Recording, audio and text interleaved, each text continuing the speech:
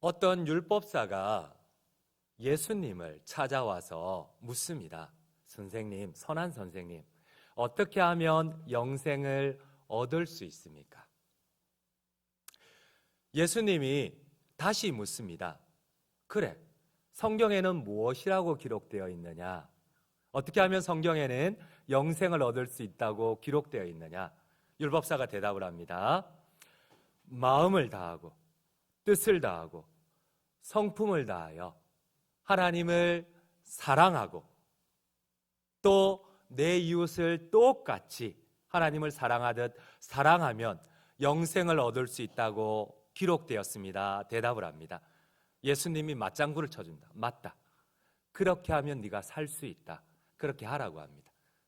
근데 율법사가 다시 예수님께 자신의 현악을 드러내기 위하여서, 자신을 자랑하기 위하여서 다시 질문을 던집니다.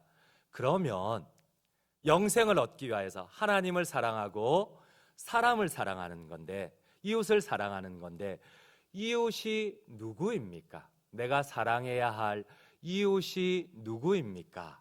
다시 예수님께 묻습니다. 여러분, 제가 한번 여쭈어보겠습니다. 이웃이 누구입니까?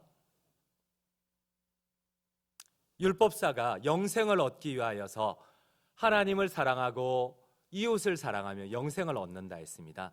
보이지 않는 하나님을 어떻게 사랑할 수가 있습니까?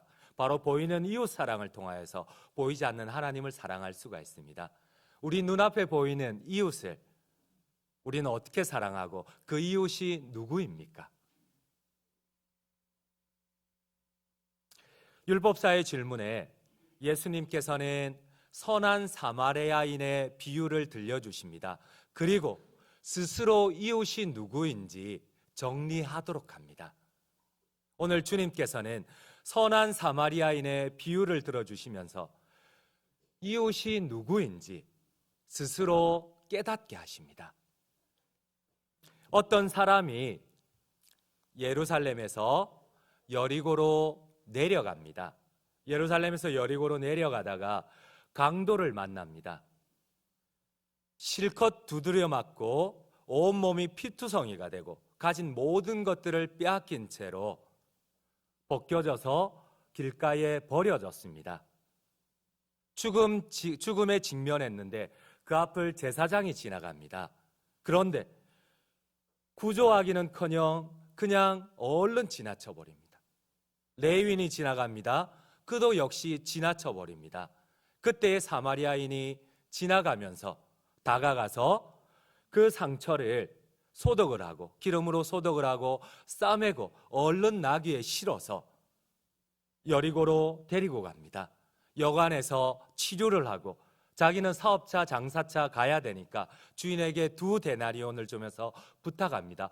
내가 없는 동안도 이 강도 만난 자를 보살펴 달라고 합니다. 그리고 주님이 이 비유를 마치신 주님께서 이 율법사에게 대묻습니다. 네가 생각해 보기에 이 세 사람 가운데 제사장, 레위인, 사마리아인 가운데 누가 강도 만난 자의 이웃이 되겠느냐?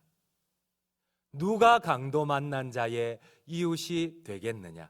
영생을 얻기 위하여 하나님을 사랑하고 이웃을 사랑해야 되는데 보이지 않는 하나님을 이웃 사랑을 통하여서 완성해야 되는데 이웃이 누구입니까? 네가 생각해 보기에 이 세 사람 가운데 누가 강도 만난 자의 이웃이 되겠느냐? 주님이 묻고 있습니다.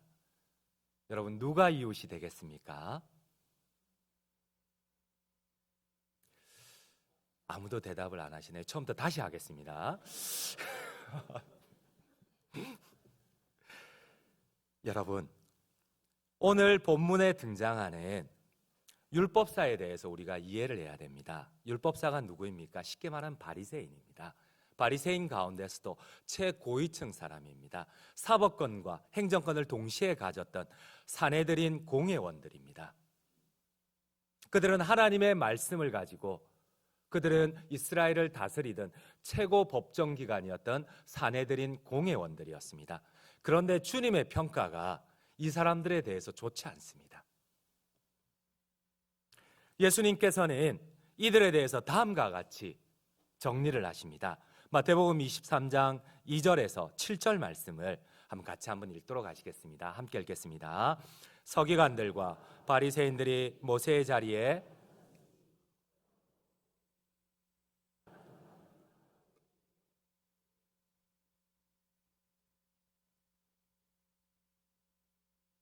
또 무거운 짐을 묶어 사람의 어깨에 쥐우되 자기는 이것을 한 손가락으로도 움직이려 하지 아니하며 그들의 모든 행위를 사람에게 보이고자 하나니 곧 경문 띠를 넓게 하며 옷수를 길게 하고 잔치의 윗자리와 회당의 높은 자리와 시장에서 문안받는 것과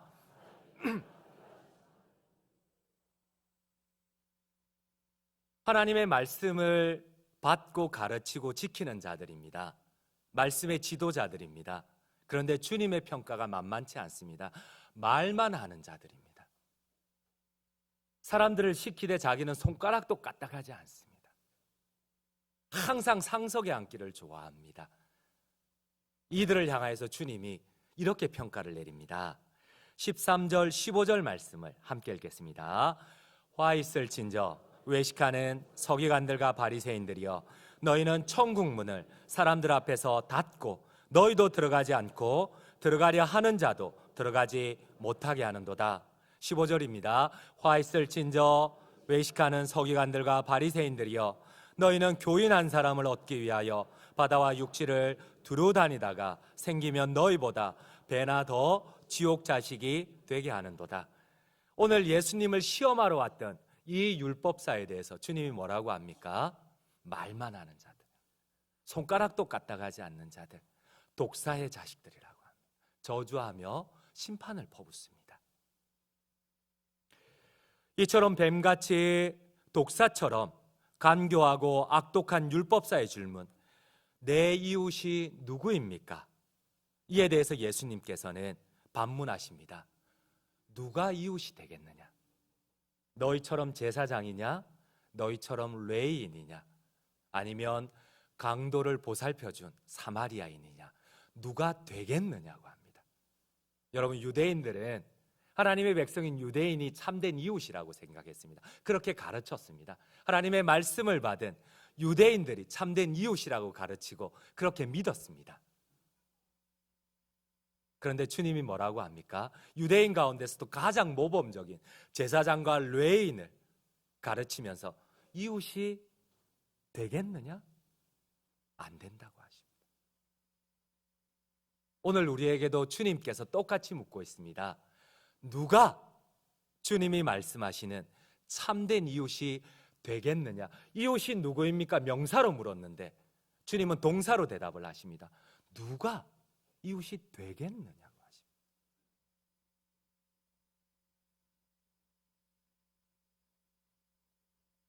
예수님께서는 오늘 선한 사마리아 사람의 비유를 통하여서 율법사의 잘못이, 유대인들의 잘못이 무엇인지 정확하게 꼬집어 버리십니다. 무엇이 잘못되었는지, 내 이웃이 누구인지가 아니라 누가 내 이웃이 될 수 있느냐, 중요한 본질이라고 하십니다. 누가 이웃이 될 수 있습니까? 누가 이웃이 될 수 있습니까? 특별히 오늘 성경을 이해하기 위해서는 예수님이 비유를 든 예루살렘과 여리고 길을 잘 아셔야 됩니다. 특별히 예수님께서는 예루살렘에서 여리고로 내려가는 길을 오늘 비유에 들으셨습니다. 이 여리고는 제사장의 도시입니다. 그 당시에 이스라엘은 750명의 제사장과 레위인들이 있었는데 그 가운데 500명이 여리고에 살고 있었습니다. 바로 제사장, 유대인들의 가장 롤 모델이었던 존경하는 제사장과 레위인들을 정확하게 꼬집으면서 예수님이 지금 이 비유를 들고 계신다는 겁니다. 여러분, 예루살렘에서 여리고로 내려가는 이 배경이 어떠한 곳입니까? 여러분, 어쩌면 예루살렘 이름이 익숙한 도시입니다. 여리고 이름이 익숙한 도시입니다. 그런데 유대인들에게 예루살렘에서 여리고로 내려가는 길 이러면 갑자기 유대인들이 긴장을 합니다. 어떻게 우리 문화로 적용을 할까요? 여러분들 혹시 화성 연쇄 살인 사건 아십니까? 대한민국 사람이 아니시구나, 그죠? 화성 연쇄 살인 사건 아시죠? 그죠?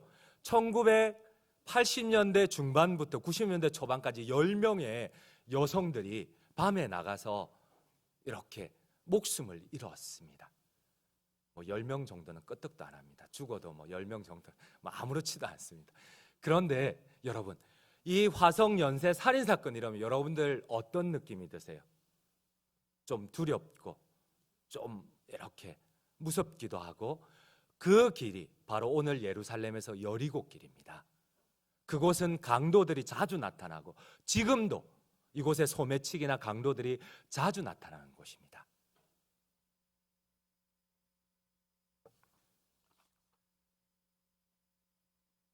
화성 지역에서는 범인은 비 오는 날 우산을 쓰고 걸어가는 여성을 노린다는 말이 한참 유행을 했었습니다. 특히 범인은 빨간 옷을 입은 여성을 범행 대상으로 삼는다는 유언 비어가 있었습니다. 혹시 빨간 옷 입으신 분들 계세요? 조심하셔야 돼요. 그래서인지 뭐 빨간 옷은 둘째치고 비 오는 날은 아예 여성들이 낮에도 바깥을 나가지 않았던 것이 이 화성 지역이었습니다. 근데 그거하고 똑같은 분위기가 바로 여리고에서 예루살렘에서 여리고로 내려가는 길입니다. 오늘 본문인 선한 사마리아인의 비유가 펼쳐지는 공간이 바로 예루살렘에서 여리고로 내려가는 길입니다. 유대인들은 듣기만 들어도 등골이 오싹하고 식은땀이 나는 공포스러운 길입니다. 여러분, 이 길은 지금도 우범 지역으로 유명한 곳입니다. 한번 PPT를 한번 보시겠습니다. 여러분, 예루살렘은 저기에 빨간 화살표로 되어 있는 거 보이시죠? 네, 저기 해발 800m 위쪽 능선에 있는 곳이 예루살렘 수도입니다. 그리고 여리고는 요단강 주변의 오아시스 지역이 바로 여리고입니다. 예루살렘은 해발 800m 정도 됩니다. 여리고는 해저 마이너스 250m 정도 됩니다. 또 어떤 곳은 400m 정도 됩니다. 그러니까 이 경사면이 거의 1km 정도 급경사를 이룹니다. 지금도 저곳을 내려오면은 기가 멍할 정도로, 마치 비행기로 급격하게 고도를 탈 정도로 멍한 곳이 이곳 예루살렘에서 여리고로 급경사 지역 내려오는 길입니다. 예루살렘이 위치한 유다 지방은 깊고 험준한 경사면, 1km의 경사면이 각을 이루는 험준한 지역입니다.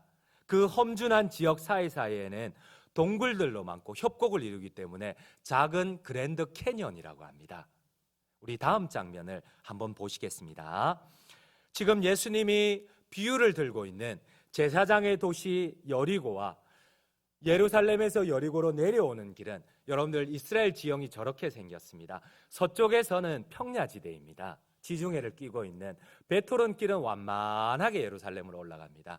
그런데 동쪽 제사장들이 다니던 길, 제사장의 도시인 여리고에서 제사장들이 다니는 이 예수님의 비유길은 급경사를 이룹니다.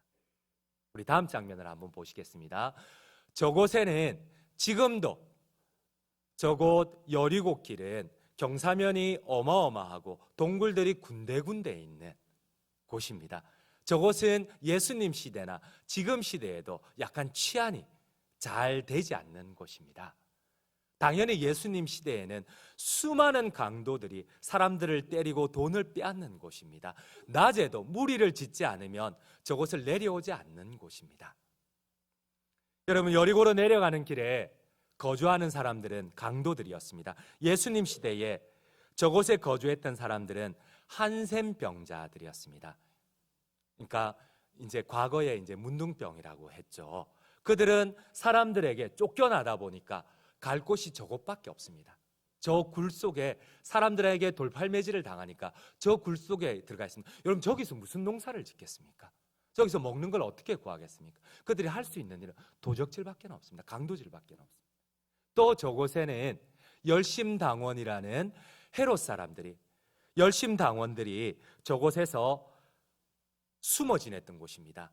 바로 로마의 독립투사들, 민족 독립투사들이 저곳에 숨어 있었습니다. 그들이 할 수 있었던 일은, 이 로마의 현상 수배범들이 할 수 있었던 일은 강도짓밖에 없었습니다. 또 저곳에 우거했던 사람들은 소장농들이 돈을 빌립니다. 갚을 능력이 없습니다. 노예로 팔려가야 됩니다. 그러면 가족들을 데리고 사랑하는 딸을, 아들을 노예로 팔 수 없지 않습니까? 그러면 도망가서 숨어 지내는 곳이 바로 저곳이었습니다. 당연히 저곳은 강도가 출몰하는 곳입니다. 이곳에 모여 사는 사람들은 이 세 부류의 공통점은 남의 호주머니를 트는 강도라는 것입니다. 여러분, 지금도 혹시나 여러분들 성지순례를 가게 되면 저곳에는 베두인들이 살고 있습니다. 여러분들 소년들이 막 와서 외국인들 왔다고, 소년들이 오면 여러분들 불쌍해서 가까이 동전도 주고 하는데 절대 그러면 안 됩니다. 그놈들 다 소매치기입니다. 그래서 절대 성지순례 가면 조심하셔야 됩니다. 특히 우리 예쁘신 여집사님들 오면 같이 사진 찍자고 하시는 사람들 다 그 현지인들 보면 성추행범들 많습니다. 몸을 더듬고 그러거든요. 그래서 우리 권사님들 조심하셔야 돼요. 네, 이런 거 잘 안 가르쳐 주는데 저는 이제 이 무명의 여행객은 강도에게 흠씬 두들겨 맞고 인사불성인 상태로 산골짜기에 버려졌습니다. 이제는 독수리의 먹이가 됩니다. 굳이 저기서는 땅에 묻을 필요도 없습니다. 금방 독수리가 와서 움직이지 못하는 행위는 그냥 쪼아 먹어버립니다. 그냥 사라져버립니다. 그러니까 강도들이 굳이 자신들의 행적을 숨길 필요도 없습니다. 갖다 버려놓고 가면 됩니다. 금방 야산의 새들이 날아와서 다 쪼아 먹어버립니다. 이제는 절대절명의 위기에 이 강도가 빠져 있습니다. 30절 말씀을 같이 한번 읽도록 하겠습니다. 예수께서 대답하여 이르시되 어떤 사람이 예루살렘에서 여리고로 내려가다가 강도를 만나매 강도들이 그 옷을 벗기고 때려 그의 죽은 것을 버리고 갔더라. 이제 이 불쌍한 여행객은 독수리가 그냥 다 먹어치울 겁니다. 이제는 잔재조차도 없어질 겁니다. 그런데 이 인적이 드문 길을 제사장이 여리고에서 이렇게 지나쳐갑니다. 여러분, 그 당시에 유대인들을 최고라고 생각을 했습니다. 그것도 제사장이면 유대인들의 롤 모델이라고 생각했습니다. 가장 존경하는 자들입니다. 그런데 그냥 지나쳐버립니다. 여러분 마음이 어떠세요? 죽게 생겼던 이 강도, 이제는 독수리가 와서 이런 것도 다 빼앗긴 이 강도를 뜯어 먹을 건데 이제는 사경을 헤매는 이 강도를 가장 존경하는 제사장이 지나쳐버렸습니다. 여러분 마음이 어떠세요? 분노가 일어나지 않으세요? 화가 일어나지 않으세요? 저만 또 계속 이상해지는 것 같습니다. 여러분들은 아무렇지도 않은 것 같습니다. 그런데 이 얘기를 들은 유대인들은 아무렇지도 않았습니다. 유대인들은 제사장, 그냥 지나칠 수 있지 뭐. 제사장에게 더 중요한 게 있는데, 여러분 제사장에게 더 중요한 게 무엇이겠습니까? 예수님 당시 제사장들의 최대 관심사는 뭐니 해도 정결법입니다. 성전에서 제사장들은 가장 최고의 직무는 바로 자신의 몸을 정결하게 하고 이 제사 드리는 직무를 감당해야 됩니다. 레위기 21장 1절 말씀입니다. 제사장들은 제일 피해야 될 게 시체입니다. 함께 읽도록 하겠습니다. 여호와께서 모세에게 이르시되 아론의 자손 제사장들에게 말하여 이르라. 그의 백성 중에서 죽은 자를 만짐으로 스스로를 더럽히지 말려니와. 시체를 접촉한 제사장은 7일 동안 부정합니다. 제사를 드릴 수가 없습니다. 그러니까 유대인들은 제사장이 그냥 지나쳤네 이러면 마음은 몹시도 분노하고 괘씸하지만 정결법이니까 하나님이 우선이니까 이렇게도 받아들였을 겁니다. 민수기 19장 11절 말씀도 함께 읽도록 하겠습니다. 사람의 시체를 만진 자는 이레 동안 부정하리니. 그렇습니다. 제사장들은 여리고에서 집단 거주를 하다가 24반열에 따라서 24반열로 나뉘어집니다. 24개 부류로. 근데 그 사람들이 성전에 올라갑니다. 1년에 딱 2주 동안 올라갑니다. 24무리로 나뉘어져서 2주 동안 올라가서 1년 52주 가운데 자신을 섬깁니다. 그런데 겨우 1년에 딱 2주를 섬기는데, 그런데 시체를 만짐으로 하나님을 못 섬겨서는 안 되잖아요. 그런가요? 어떤가요? 어찌해야 될까요? 심지어 율법에 의하면은, 레위기 21장 11절에 의하면은 부모마저도, 장례식 때 부모마저도 참석하지 말아야 될 사람들이 이 대제사장과 제사장들이었습니다. 레위기 21장 11절 말씀을 같이 한번 읽도록 하겠습니다. 어떤 시체든지 가까이 하지 말지니 그의 부모로 말미암아서도 더러워지게 하지 말며. 그런데 여러분, 여기에서는 예수님의 의도가 담겨 있습니다. 예수님의 복선이 담겨 있습니다. 여러분, 지금 제사장은 올라가고 있습니까? 내려가고 있습니까? 이 차이를 잘 아셔야 돼요. 지금 제사장은 올라가고 있습니까? 여리고에서 제사를 드리러 올라가고 있습니까? 아니면 제사를 다 마치고 내려가고 있습니까? 내려가고 있습니다. 제사장들은 항상 하나님의 말씀을 말만 하는 자들입니다. 항상 그들은 하나님의 말씀을 이용하는 자들. 그들은 손도 까딱하지 않는 자들. 항상 상석에 앉기를 원하고, 그들은 항상 하나님의 말씀을 얘기하지만 주님이 보기에는 그 하나님의 말씀을 악용하는 자들이라는 거예요. 여러분, 제사장은 벌써 제사를 다 드리고 그 규례 어겨도 상관없습니다. 내년까지 자유롭습니다. 근데 그들은 항상 변명을 댄다. 레위인 역시도 그냥 지나쳐버린다. 오늘 주님이 지금 꼬집고 있는 것이 무엇입니까? 유대인들이 참된 이웃은 자기들밖에 없다고 했습니다. 하나님의 말씀을 받은 유대인밖에 없다고 했습니다. 그런데 하나님이 말씀하십니다. 아니라는 것. 너도 한번 생각을 해보라는 것. 이 강도 만난 자에게 누가 이웃이 되겠느냐는 겁니다.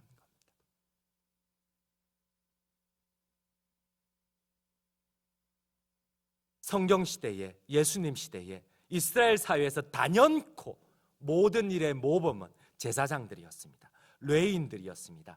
평민들이 우러러보는 롤모델이었습니다. 그러나 사회 지도층에 속하는 사람들이 늘 말만 했어요. 하나님의 말씀을 악용하고 시체를 가까이 하면 되겠느냐? 그러나 그 이면에 정확한 하나님의 뜻을 꼽고 있습니다. 주님께서. 그들은 내려가고 있다는 것. 그리고 하물며 올라가더라도 여러분, 생명이 우선입니까? 제사가 우선입니까?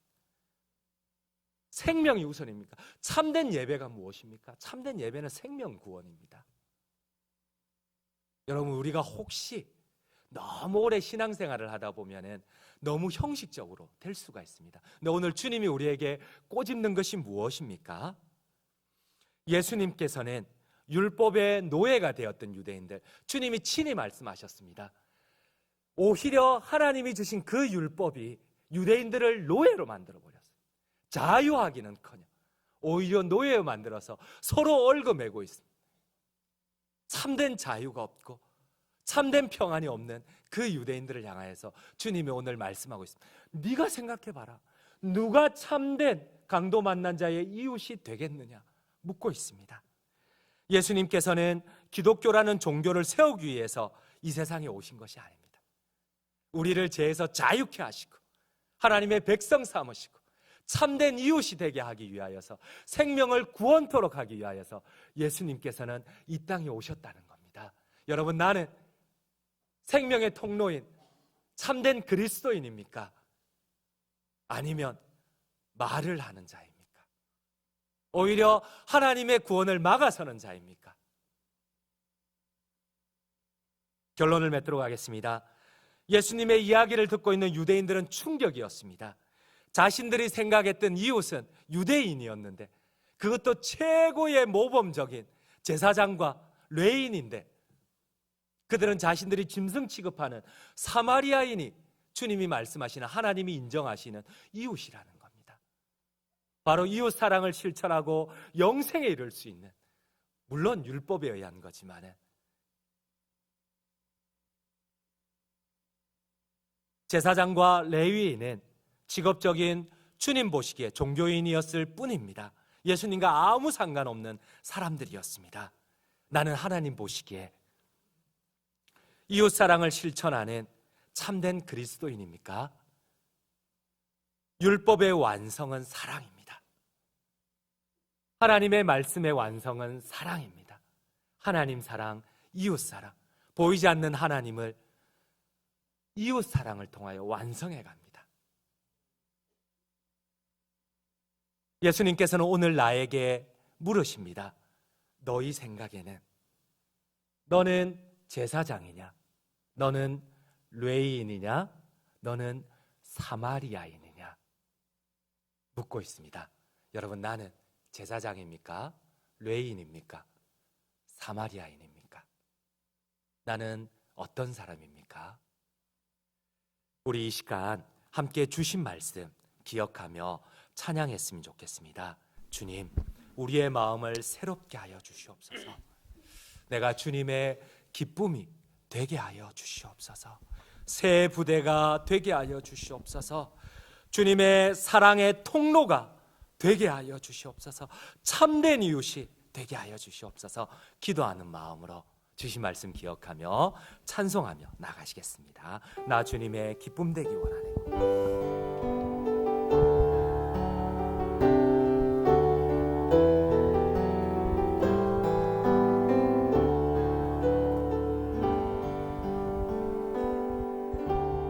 나 주님의 기쁨 되기 원하네.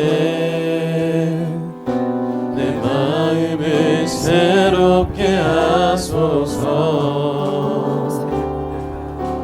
새 부대가 되게 하여 주사. 주님의 빛 비추게 하소서. 내가 원하는 한 가지 주님의 기쁨이 되는 것. 내가 원하는 한 가지 주님의 기쁨이 되는 것.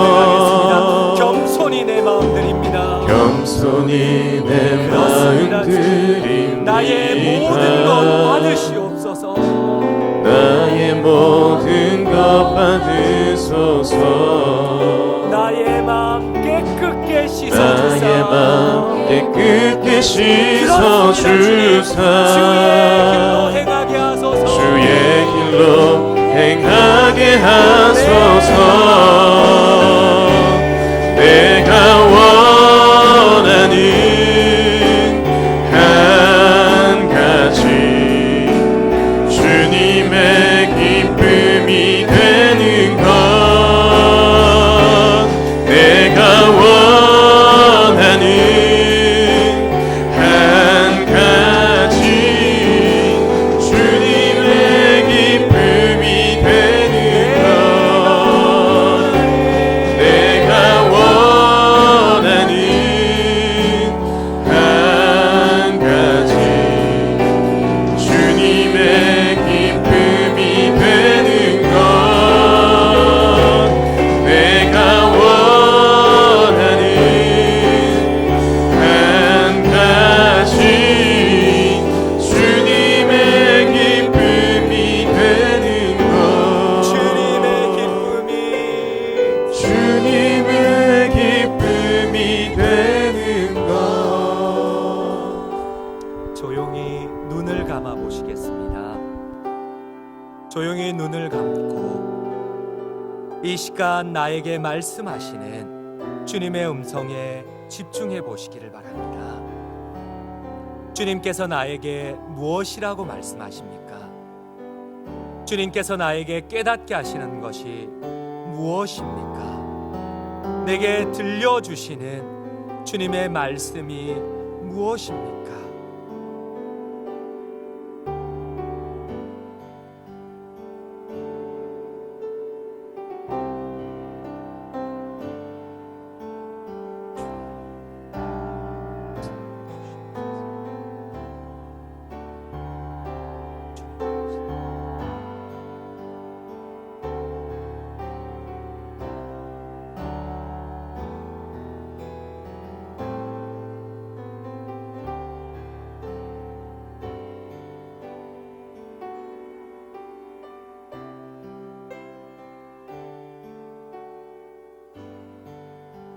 주님,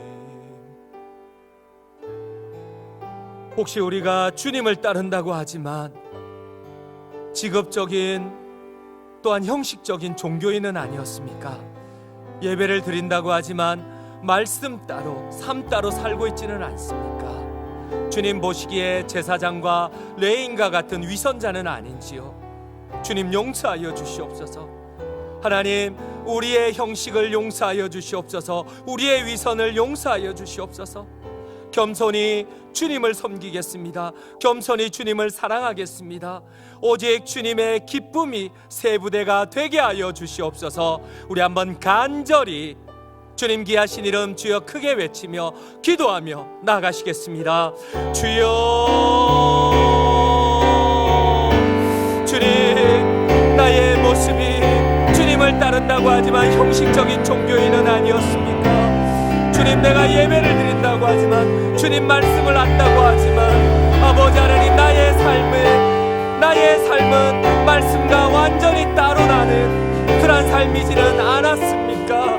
주님 보시기에 나의 모습이 제사장의 모습은 아니었습니까? 주님, 나의 위선을 용서하여 주시옵소서. 아버지 하나님, 우리의 교만을 용서하여 주시옵소서.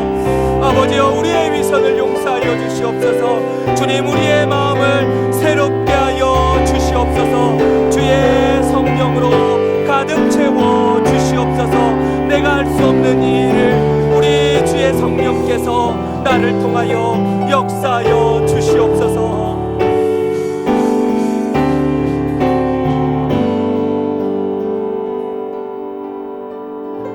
주님, 겸손히 우리의 마음을 주님 앞에 드립니다. 주님, 우리의 마음을 받아주시옵소서. 우리의 마음을 깨끗하게 씻어주사 주의 길로 주의 말씀으로 순종하게 하여 주시옵소서. 우리가 원하는 단 한 가지, 주님, 나의 생명을 통하여, 나의 젊음을 통하여, 나의 인생을 통하여 내가 주님의 기쁨이 되게 하여 주시옵소서. 아버지여, 이 결단 우리 힘으로 할 수 없사오매 이 시간 주의 성령의 기름을 부어 주시옵소서. 감사드립니다. 그리스도 예수님 이름 받들어 간절히 기도드립니다.